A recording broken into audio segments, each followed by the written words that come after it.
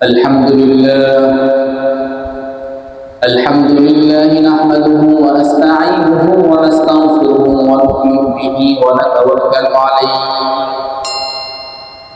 ونعوذ بالله من شرور أنفسنا ومن سيئات أعمالنا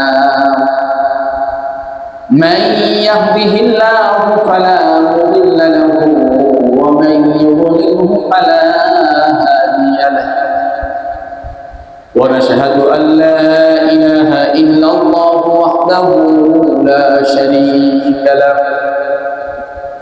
ونشهد أن سيدنا ومولانا محمدا عبده ورسوله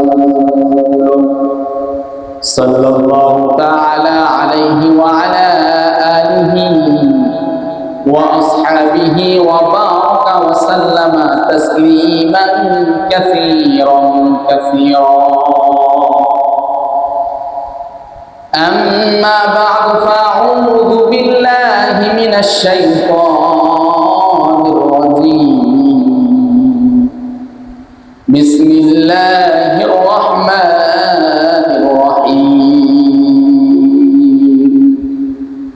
وقضى ربك ألا تعبدوا إلا إياه وبالوالدين إحسانا وقال رسول الله صلى الله عليه وسلم رضا الرب في رضا الوالدين وسخط الرب في سخط الوالدين صدق الله العلي العظيم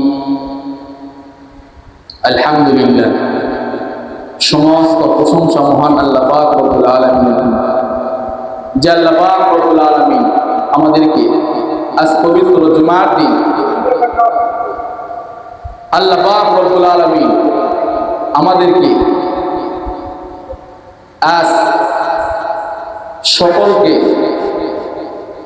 জুমার নামাজ পড়ার তৌফিক দান করেছেন এবং দিনের কিছু কথা বলা এবং শোনার তৌফিক দান করেছেন। এই জন্য আমরা দিন থেকে শুকরিয়া আদায় করি, সকলে বলে আলহামদুলিল্লাহ। দরুদ ও সালাম বর্ষিত হোক ওই মহামানবের প্রতি, যিনি আকা ইমানদার তাজেদার মদিনা মুহাম্মদুর রাসূলুল্লাহ সাল্লাল্লাহু আলাইহি ওয়াসাল্লাম। প্রিয় হাজিরিন, আল্লাহ পাক রব্বুল আলামিন দুনিয়ার ভিতরে আমাকে আপনাকে সৃষ্টি করেছে। আল্লাহ পাক রব্বুল আলামিন ডাইরেক্টলি আমাকে আপনাকে দুনিয়াতে প্রেরণ করেন নাই, মাধ্যম আকারে দুনিয়ার ভিতরে আমাকে আপনাকে প্রেরণ করেছে। মুহতারাম হাজিরিন, যেরকম মাধ্যম আমি আপনি দুনিয়াতে আসছি পিতা মাতার মাধ্যমে আমি আপনি দুনিয়া থেকে আসছি। আল্লাহ পাক রব্বুল আলামিন ডাইরেক্টলি আমাকে আপনাকে দুনিয়াতে প্রেরণ করেন নাই, পিতা মাতার মাধ্যমে দুনিয়াতে কি করছে? প্রেরণ করেছে বা পাঠাইছে। তো মুহতারাম হাজিরিন, এই জন্য পিতা মাতার হক ও চূড়ান্ত হক আল্লাহ পাক রব্বুল আলামিনের পরেই পিতা মাতার হক আল্লাহ পাক রব্বুল আলামিন কোরআনুল কারীমের ভিতরে ইরশাদ করেছেন। আল্লাহ পাক রব্বুল আলামিন ইরশাদ করেন, ওয়াকাযা রাব্বুকা আল্লা তা'বুদু ইল্লা ইয়্যাহু ওয়া বিল ওয়ালিদাইনি ইহসানা। আল্লাহ পাক রব্বুল আলামিন বলেন যে হে দুনিয়ার মানুষ সকল, আমি দুনিয়ার ভিতরে যে বিধান দিয়েছি এইটা তোমরা পালন করো এবং পিতা মাতাকে কি করো? সন্তুষ্ট। রাসূল কারীম সাল্লাল্লাহু আলাইহি ওয়াসাল্লাম হাদিস শরীফের ভিতরে ইরশাদ করেন, রিদার রাব্বি ফি রিদাল ওয়ালিদাইন ওয়া সাখাতুর রাব্বি ফি সাখাতুল ওয়ালিদাইন। আল্লাহ রাসূল সাল্লাল্লাহু আলাইহি ওয়াসাল্লাম ইরশাদ করেন যে পিতামাতার সন্তুষ্টির ভিতরে আল্লাহ তাআলার সন্তুষ্টি, পিতামাতার অসন্তুষ্টির ভিতরে আল্লাহ পাক রব্বুল আলামিনের অসন্তুষ্টি।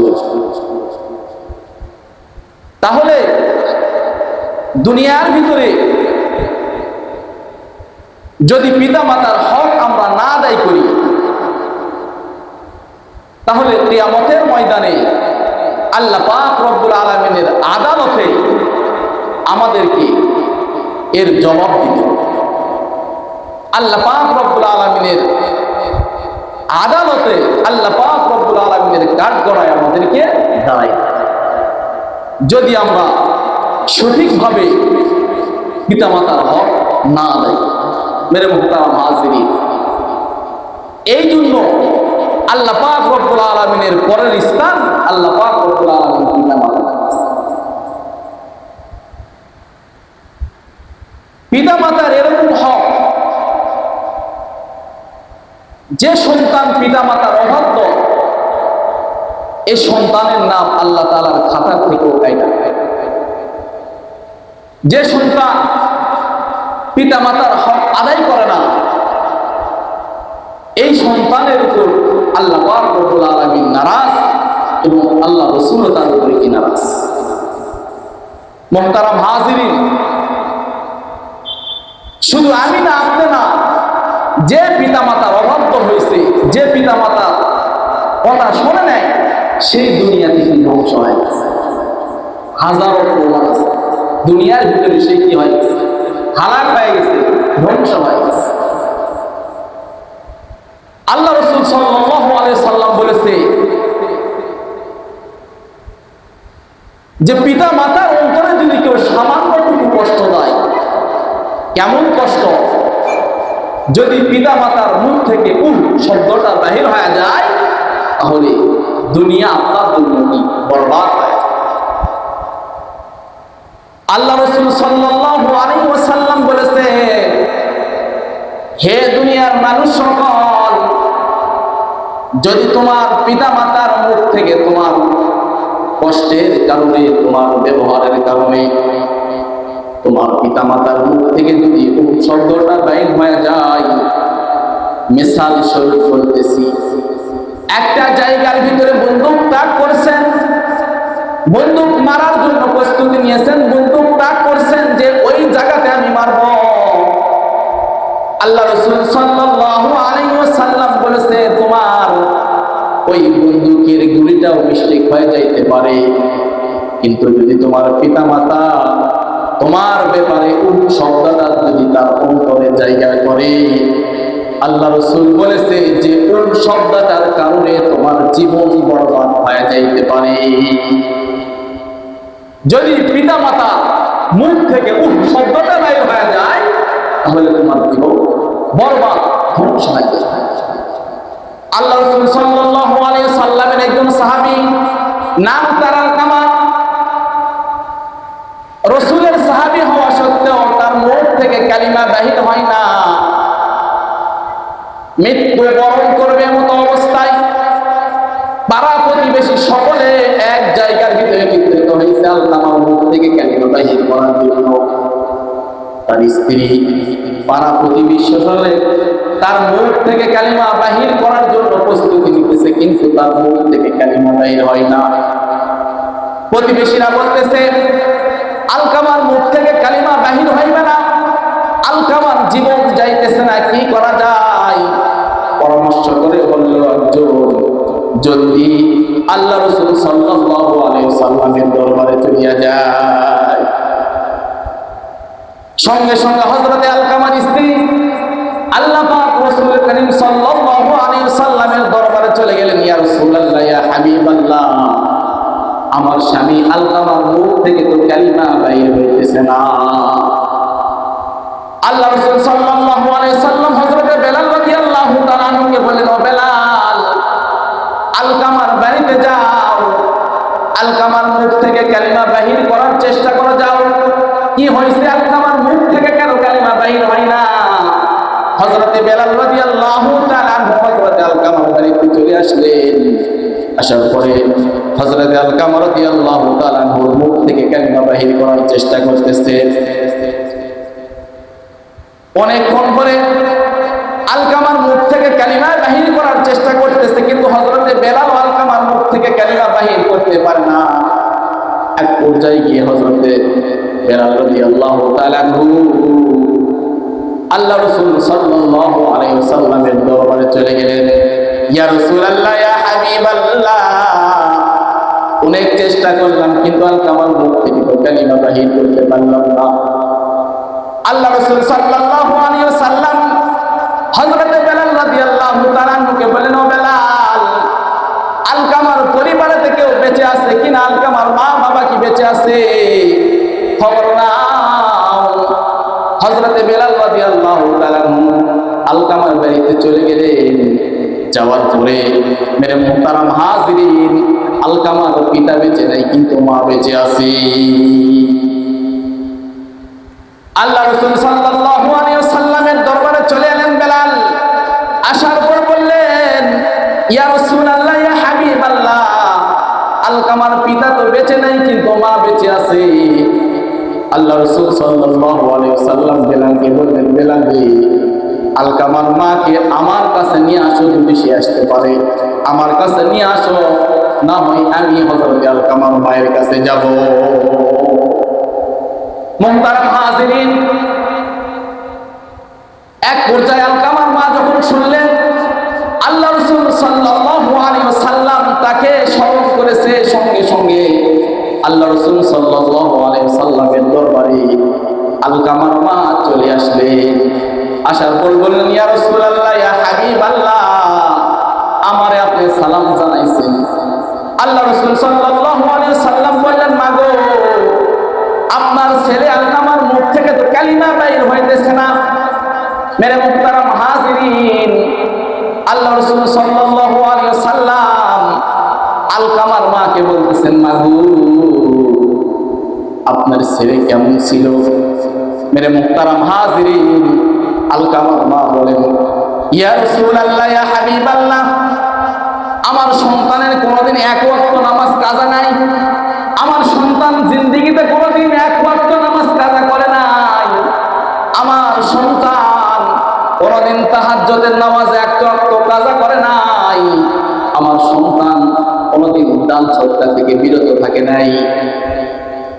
মেরে মুহতারাম হাজিরিন, আলকামার মা শেষ পর্যায়ে গিয়ে একটা কথা বলতেছে, ইয়া রাসূলুল্লাহ, আমার সন্তানের সবই ঠিক আছে, কিন্তু আমি মার কথার থেকে তার বিবির কথা প্রাধান্য বেশি দাও। আল্লাহ রাসূল সাল্লাল্লাহু আলাইহি ওয়াসাল্লাম বলে দিলেন, এই কারণে আলকামার মুখ থেকে কালিমা বাইর হয়েছে। হযরত বেলাল রাদিয়াল্লাহু তাআলা আনহুকে বললেন, বেলাল, কিছু লাকড়ি জোগাড় করো, কিছু খড়ি জোগাড় করো। আলকামার মা বললেন, ইয়া রাসূলুল্লাহ, ইয়া হাবিবাল্লাহ, কেন লাকড়ি খড়ি জোগাড় করতে হযরত বেলালকে বলতেছেন? মেরে মুহতারাম হাজিরিন, আল্লাহ রাসূল সাল্লাল্লাহু আলাইহি ওয়াসাল্লাম বললেন, মাগো, যে আলকামার উপর মা খুশি না, সে আলকামার উপর আমার আল্লাহ তাআলাও খুশি হইবে না। আলকামাকে কবর গ্রহণ করবে না। আমি আলকামাকে আগুন দ্বারা দুনিয়াতে জ্বালাইয়া দিব। মেরে মুহতারাম হাজিরিন, যখন এই কথা আলকামা মা আল্লাহ রাসূল সাল্লাল্লাহু আলাইহি ওয়াসাল্লামের মুখ থেকে শুনলেন, শোনার পরে আলকামার মার চোখ থেকে দর দরকে পানি বের করতে শুরু করলো। আর ডাক দিয়ে বললেন, ইয়া রাসূলুল্লাহ, ইয়া হাবিবাল্লাহ, আমি মা আলকামার উপর আর কোনো নারাজ নাই আমার। আমি মা আলকামার উপরে খুশি হয়ে গিয়েছি। এ কথা যখন আলকামার মার মুখ থেকে বাহির হইল, শোনা যাইতেছে আলকামার মুখ থেকে কালিমা তাইয়্যিবা লা ইলাহা ইল্লাল্লাহু মুহাম্মাদুর রাসূলুল্লাহ জারি হয়ে গেছে। মেরে মুহতারাম হাজিরিন, মা খুশি হয়ে যাওয়ার সঙ্গে সঙ্গে আলকামার মুখ থেকে কালিমা তাইয়্যিবা বের হয়ে গেছে। আলকামার উপর আল্লাহ তাআলা খুশি হয়ে গেছে। আলকামা জান্নাতের সার্টিফিকেট পেয়ে গিয়েছে। এই জন্য মেরে মুহতারাম হাজিরিন, যদি মার মনে এক চুল পরিমাণ কষ্ট দেয়, আর যদি মায়ের দিলে কষ্ট দিয়ে এক না দুই না শত শতবার মক্কা মদিনা জিয়ারত করি, আল্লাহ রাসূল হাদিসের মধ্যে বলেছে যে তোমার একটি হজ আল্লাহ পাক রব্বুল আলামিন কবুল করবেন। মেরে মুহতারাম হাজিরিন, শুধু তাই না, মার মনে কষ্ট দিয়া যদি সারা রাত্রি নামাজের ভিতরে কাটায় দেয়, মার মনে কষ্ট দিয়া যদি হাজার হাজার লক্ষ লক্ষ টাকা দান সদকা করি, আর যদি তোমার মা তোমার উপরে অসন্তুষ্ট থাকে, নারাজ থাকে, তাহলে আল্লাহ রাসূল সাল্লাল্লাহু আলাইহি ওয়াসাল্লাম বলেছে, মেরে মুহতারাম হাজিরিন, আপনার একটি দান, একটি নামাজ, কোনো কিছুই আল্লাহ পাক রব্বুল আলামিন কবুল করিবে না। এই জন্য মেরে মুহতারাম হাজিরিন, মায়ের কাছ থেকে মাপ নেন, বাবার কাছ থেকে ক্ষমা নেন, দেখবেন ইহকালেও শান্তি পাইবেন, পরকালেও শান্তি দিয়ে ঘুমাতে পারবেন। আর যদি মা বাবার অন্তরে কষ্ট দেয়, তাহলে দুনিয়াও বরবাদ হয়ে যাবে, পরকালও বরবাদ হয়ে যাবে।